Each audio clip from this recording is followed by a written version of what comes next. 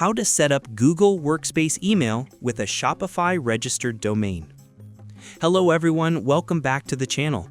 In today's video, I'm going to show you exactly how to do it. First, you'll need to find your DNS records. To do this, open your Shopify account and sign in with the account you use to manage your store. From the Shopify admin, go to Online Store, then Domains. Scroll to your domain and click Manage next to the one you're setting up. Next, click on DNS Settings in the upper right corner. Now you'll need to add a verification code. To do this, click Add Custom Record, then select TXT Record. Fill out the form. In the name field, enter @ or your domain name if required.